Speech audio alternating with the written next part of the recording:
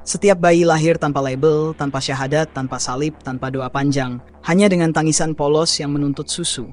Tapi entah kenapa, orang dewasa selalu tergesa-gesa menempelkan identitas di kepalanya. Ayat menyebut fitrah, hadis bilang orang tuanya yang menjadikan Yahudi, Nasrani, atau Majusi. Namun zaman sekarang, daftar itu lebih panjang daripada menu warteg.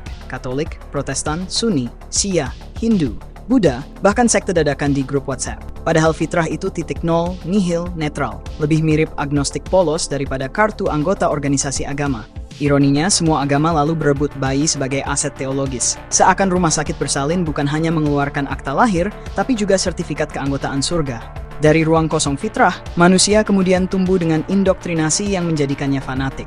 Yang semula polos, kini sibuk menyebut sesat, kafir, dan neraka. Lalu muncul pertanyaan yang menggelitik. Apakah setiap bayi lahir itu kafir, maka harus segera dibacakan 2 kalimat syahadat? Atau justru domba yang tersesat, sehingga harus cepat-cepat dibaptis dengan air suci?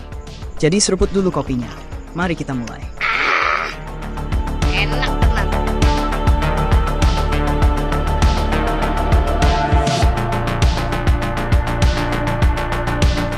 Bayangkan seorang bayi baru lahir. Matanya masih sipit karena cahaya dunia terlalu menyilaukan. Tangisnya meraung-raung hanya untuk satu hal, susu. Di sekitarnya, orang-orang dewasa sudah sibuk berbisik, sambil menempelkan label agama di atas kepala mungil itu. Si kakek mungkin berucap, "Alhamdulillah, lahir sebagai muslim." Sang nenek dari pihak lain mungkin berkata, "Puji Tuhan, cucu kita anak Kristus." Kalau lahir di keluarga lain, bisa saja diikat benang merah, disiapkan sesaji, atau bahkan disiapkan nama panjang sesuai silsilah mazhab. Bayi itu hanya menangis, entah karena lapar atau karena bingung kenapa sejak detik pertama sudah harus memilih tim. Ironinya, tak satu pun dari orang-orang itu pernah bertanya langsung pada sang bayi, "Nak, agamamu apa?" Seandainya ditanya pun, jawabannya paling banter gumaman tanpa arti, atau kalau bayi itu kebetulan jenius dan bisa bicara, mungkin dia akan berkata, "Saya nggak punya agama, Om. Saya baru lahir. Saya bahkan belum bisa bedakan mana dot mana jempol." Tapi entah kenapa, orang dewasa lebih percaya pada tafsir mereka sendiri ketimbang jawaban polos itu. Disinilah komedinya. Bayi yang tidak tahu apa-apa, tidak pernah mengucapkan syahadat, tidak pernah ikut misa, tidak pernah menyembah berhala, tiba-tiba dijadikan bukti hidup klaim agama tertentu. Semua pihak merasa berhak mengumumkan bahwa bayi itu otomatis anggota klub mereka. Seolah-olah rumah sakit bersalin tidak sekadar mengeluarkan akta kelahiran, tapi juga sertifikat agama. Bayi itu, tanpa bisa protes, sudah dimasukkan ke dalam kotak. Padahal kalau ada sesuatu yang bisa disebut fitrah, justru inilah momen paling murni. Kosong, netral, belum terkontaminasi dalil, mazhab, ataupun debat kusir para pendeta dan ustadz. Tapi bukannya dihargai, keadaan polos itu justru buru-buru dicoret dan diganti dengan logo resmi. Katolik, Protestan, Sunni, Syiah, Hindu, Buddha, atau kalau agak modern, kolom agama diisi dengan tanda minus. Di dalam Al-Quran, tepatnya pada surat Ar-Rum ayat 30, ada kalimat yang sering dikutip dengan penuh khidmat. Maka hadapkanlah wajahmu dengan lurus kepada agama Allah. Tetaplah atas fitrah Allah yang telah menciptakan manusia menurut fitrah itu. Tidak ada perubahan pada fitrah Allah. Itulah agama yang lurus, tetapi kebanyakan manusia tidak mengetahui. Ayat ini seakan-akan menjadi tiket emas bagi sebagian orang untuk mengklaim bahwa fitrah sama dengan agama mereka.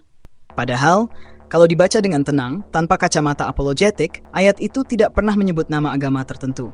Yang disebut hanyalah fitrah, sebuah kondisi bawaan, sebuah garis dasar, sebuah titik nol eksistensi manusia. Fitrah, dalam pengertian Qur'ani, bukanlah akta keanggotaan organisasi spiritual. Ia bukan sertifikat masjid, gereja, pura, atau vihara. Ia adalah keadaan paling asli. Manusia lahir tanpa cacat keyakinan, tanpa formasi mazhab, tanpa hafalan doa wajib. Fitrah itu seperti kanvas putih. Kanvas tidak pernah memaksa harus dilukis dengan kaligrafi Arab, salib emas, lingkaran mandala, atau simbol yin-yang. Kanvas hanya diam, netral, menerima apapun yang ditorehkan di atasnya. Namun, di tangan orang dewasa yang hobi menafsir, fitrah itu dipelintir menjadi Islam sejak lahir.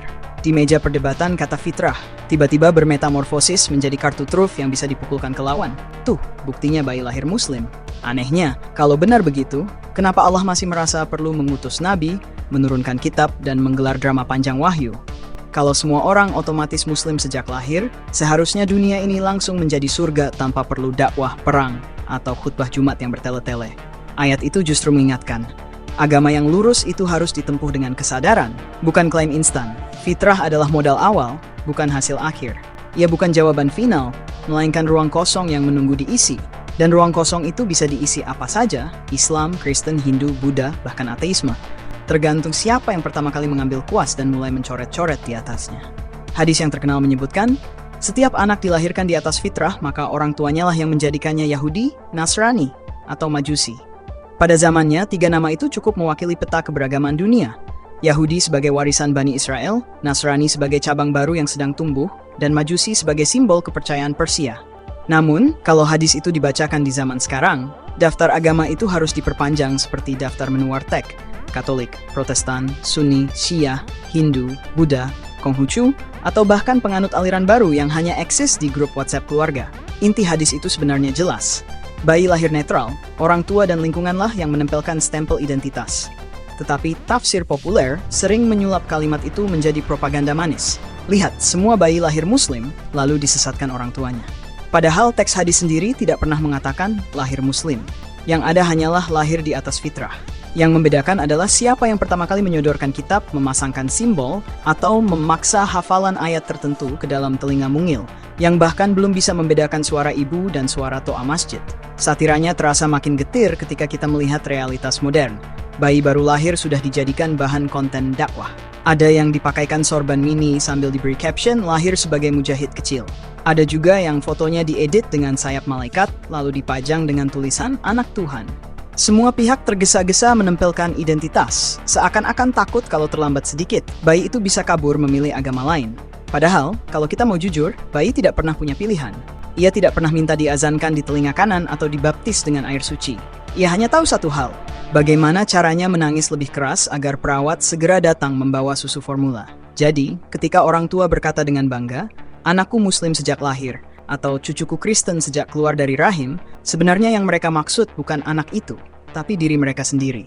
Anak hanyalah cermin dari klaim orang dewasa yang terlalu takut mengakui bahwa fitrah itu sebenarnya kosong. Kalau kita terjemahkan bahasa hadis dan ayat tentang fitrah ke dalam kosakata modern, maka kata yang paling mendekati bukan Islam, bukan Kristen, bukan pula Hindu. Kata yang paling jujur mungkin agnostik. Agnostik bukan berarti anti Tuhan atau kafir militan yang suka berdebat di forum daring. Agnostik dalam arti sederhana adalah posisi polos, tidak menolak tapi juga tidak mengklaim. Dan inilah keadaan bayi satu-satunya makhluk yang benar-benar hidup di atas fitrah. Bayangkan jika bayi itu bisa bicara. Saat ditanya oleh ustadz yang bersemangat, "Nak, agamamu apa?" Mungkin ia akan menjawab, "Saya nggak tahu, Pak. Saya baru belajar cara menyusu, belum sempat ikut pengajian." Kalau ditanya pendeta, "Apakah kamu sudah menerima Yesus?" Jawabannya bisa jadi, "Saya bahkan belum tahu siapa itu Yesus. Yang saya tahu hanya siapa yang bisa ganti popok lebih cepat." Fitrah adalah kondisi netral itu. Kosong, belum dipenuhi doktrin, tapi penuh potensi untuk belajar, percaya, dan memilih. Ironisnya, justru posisi netral ini yang paling ditakuti oleh para penjaga agama. Mereka terburu-buru memberi cap, seolah-olah fitrah itu berbahaya kalau dibiarkan terlalu lama. Seorang bayi yang dibiarkan tanpa identitas agama dianggap rawan diserang setan. Padahal kalau mau jujur, setan saja mungkin bingung, mau saya goda dengan apa? Bayi ini bahkan belum bisa makan selain bubur. Disinilah letak satiranya. Yang disebut fitrah ternyata lebih dekat dengan nihilisme polos ketimbang klaim eksklusif. Bayi tidak tahu ada surga neraka, tidak tahu tentang pahala atau dosa, tidak tahu siapa nabi, siapa imam, atau siapa paus. Dia hanya tahu dunia dalam bentuk paling dasar, lapar, kenyang, nyaman, tidak nyaman. Jadi kalau ada yang berkata bahwa bayi sejak lahir sudah membawa agama lurus, itu sama saja dengan mengatakan bahwa bayi sejak lahir sudah punya KTP lengkap dengan kolom agama. Padahal yang nyata, bayi itu baru punya selembar popok. Maka, jika ada yang bertanya apa itu agama fitrah, jawabannya sederhana. Agama fitrah adalah ketiadaan agama.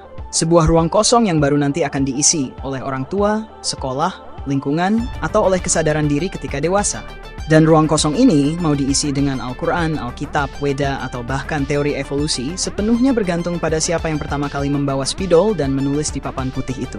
Begitu kita bicara soal fitrah, yang paling lucu adalah kompetisi klaim antar agama. Semua berebut bayi seolah-olah bayi itu aset strategis, bukan makhluk mungil yang baru belajar menangis. Umat Islam berkata setiap anak lahir sebagai muslim lalu rusak karena lingkungannya. Gereja tidak mau kalah. Mereka menegaskan bahwa baptisan bayi adalah cara mengembalikan anak itu ke pangkuan Kristus. Hindu punya ritual namakarana, pemberian nama yang sekaligus menegaskan identitas rohaninya. Buddha menekankan bahwa setiap bayi lahir dengan benih kesadaran yang murni, siap dituntun menuju pencerahan. Bahkan kelompok yang mengaku sekuler sekalipun sering berkata, anak ini harus dibesarkan bebas agama. Akhirnya bayi yang tak bisa protes itu jadi rebutan tender spiritual. Seperti ada pasar gelap di mana setiap agama berusaha menjadi vendor resmi yang memasok identitas sejak dini. Kalau bisa, sebelum bayi sempat berteriak lapar, sudah ada logo keagamaan yang ditempel di akta kelahirannya. Seakan-akan rumah sakit bukan hanya tempat melahirkan, tapi juga cabang birokrasi langit yang mengeluarkan sertifikat sudah terdaftar di agama kami. Ironi terbesar terletak pada fakta bahwa semua agama itu menggunakan narasi fitrah untuk melegitimasi dirinya sendiri. Mereka berkata, kami yang paling sesuai dengan fitrah manusia. Tapi tidak satu pun yang mau mengakui bahwa fitrah itu sebenarnya kosong. Bukankah justru kekosongan itu yang membuatnya bisa diisi dengan apa saja? Kalau fitrah itu sudah Islam sejak lahir, Kristen tidak punya pasar. Kalau fitrah sudah Kristen, Islam kehilangan bahan dakwah. Jadi logika sederhana ini justru mengungkapkan sesuatu yang tidak pernah diucapkan terang-terangan. Fitrah hanyalah ruang netral yang diperebutkan semua orang dengan klaim masing-masing. Kalau bayi bisa tertawa, mungkin ia akan cekikikan melihat orang-orang dewasa bersitegang di atas kepalanya. Hei, saya bahkan belum bisa jalan. Kenapa kalian ribut menentukan saya harus masuk surga lewat pintu yang mana? Tapi sayangnya, suara bayi hanya keluar dalam bentuk tangisan. Dan orang dewasa, dengan kesombongan yang khas, menafsirkannya sesuai selera. Kalau lahir di keluarga Muslim, tangisan itu dianggap zikir pertama. Kalau lahir di keluarga Kristen, dianggap suara malaikat kecil. Kalau lahir di keluarga ateis, cukup dianggap alarm biologis untuk segera mengganti popok. Fitrah yang semula netral, kosong, dan murni itu ternyata tidak bertahan lama. Begitu bayi tumbuh menjadi balita, ia sudah mulai dijejali doktrin. Tangisannya bukan lagi sekadar lapar atau haus, tapi sudah diartikan sebagai tanda hati yang condong pada agama keluarga. Anak yang baru bisa mengeja huruf pun dipaksa menghafal kalimat-kalimat sakral yang bahkan belum ia pahami. Buku pertama yang ia genggam bukan buku cerita bergambar, tapi kitab tafsir mini cetakan pabrik. Dari ruang tamu rumah sederhana hingga podium megah tempat khotbah, fitrah itu diperlakukan seperti papan kosong yang wajib segera dicoret-coret dengan dalil. Lucunya, orang dewasa selalu mengklaim semua ini demi kebaikan anak. Supaya tidak sesat, supaya masuk surga, supaya lurus sejak kecil. Padahal kalau diteliti, apa yang disebut kebaikan itu hanyalah penyalinan tradisi. Anak menjadi salinan orang tua menjadi salinan kakek nenek, dan begitu seterusnya. Hingga agama lebih menyerupai fotokopi buram daripada pencarian sadar. Fitrah yang seharusnya menjadi ruang kebebasan, malah dijadikan kertas ulangan dengan jawaban tunggal. Dari sinilah fanatisme tumbuh. Anak yang dulunya lahir dengan senyum polos, sekarang belajar menyebut orang berbeda agama sebagai kafir atau sesat. Anak yang baru kemarin jatuh saat belajar jalan, tiba-tiba merasa cukup percaya diri untuk menilai siapa yang pantas masuk neraka. Ia mengucapkan kalimat-kalimat yang sebenarnya bukan miliknya, melainkan warisan indoktrinasi. Fitrah yang semula bening sudah dicampur cat tebal sampai tak kelihatan lagi warna aslinya. Lebih ironis lagi, masyarakat memandang proses ini sebagai keberhasilan. Anak yang hafal doa panjang dianggap syoleh. Anak yang patuh ikut ritual tanpa bertanya dianggap beriman. Tidak ada ruang untuk keraguan, apalagi pertanyaan kritis. Padahal justru disitulah fitrah bekerja. Dalam pertanyaan yang jujur, bukan dalam jawaban yang dipaksakan. Akhirnya, fanatisme menjadi warisan kolektif. Dari titik nol fitrah yang seharusnya universal, manusia berubah menjadi prajurit ideologis yang siap berkelahi demi label yang ditempelkan sejak lahir. Semua mengaku membela agama lurus. Padahal yang lurus hanyalah jalur transmisi tradisi yang diwariskan turun-temurun. Fitrah berubah dari ruang kosong yang indah menjadi papan iklan penuh coretan, dan manusia dewasa menyebutnya kesalehan. Pada akhirnya, jika kita jujur menelusuri jejak dari ayat, hadis, hingga realitas sosial, agama fitrah itu tidak pernah punya wujud formal. Ia bukan Islam, bukan Kristen, bukan Hindu, bukan Buddha, bahkan bukan ateisme. Agama fitrah adalah nihil, titik nol, di mana manusia lahir tanpa label, tanpa doktrin, tanpa syahadat, tanpa baptisan, tanpa doa khusus. Yang ada hanyalah teriakan lapar, kebutuhan untuk dipeluk, dan naluri untuk bertahan hidup.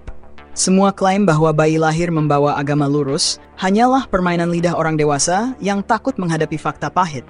Mereka sendiri hanyalah pewaris warisan, bukan pemilik asli kebenaran. Mereka menempelkan label di kepala anak-anak agar tidak perlu menghadapi kemungkinan bahwa kebenaran itu tidak sesederhana klaim kelompoknya. Dengan cara itu, fitrah dijadikan tameng, bukan lagi ruang kebebasan. Ironisnya, justru dalam nihil itulah letak kemurnian. Bayi yang lahir tanpa agama menunjukkan bahwa manusia pertama kali hadir di dunia ini tidak dengan perbedaan, tetapi dengan kesamaan. Tidak ada Muslim, Kristen, Hindu, atau Buddha dalam tangisan pertama itu. Yang ada hanya manusia, makhluk rapuh yang butuh kasih sayang, bukan stempel ideologis. Tetapi dunia tidak tahan dengan kekosongan. Kekosongan dianggap berbahaya, karena di dalamnya manusia bisa bertanya, meragukan, dan memilih. maka fitrah segera diisi, bahkan dipaksa diisi, dengan paket doktrin siap saji. Lalu manusia tumbuh menjadi dewasa yang yakin 100% bahwa keyakinannya sudah ada sejak lahir, padahal yang ada sejak lahir hanyalah popok dan air mata. Jadi kalau ada yang bertanya, apa itu agama fitrah? Jawabannya sederhana, agama fitrah adalah ketiadaan agama. Sebuah ruang kosong yang bisa diisi apa saja, tapi pada momen pertama kehidupan, ia tetaplah nihil. Dan barangkali, disitulah letak pesan paling dalam. Sebelum manusia belajar mengklaim surga, sebelum ia sibuk menunjuk siapa yang sesat, ia seharusnya belajar dulu dari dirinya sendiri saat lahir. Saat ia belum tahu apapun, tapi justru paling jujur sebagai manusia. Hatur nuhun semuanya. Sekian dan sampai jumpa. Mudah-mudahan Gusti Allah setuju.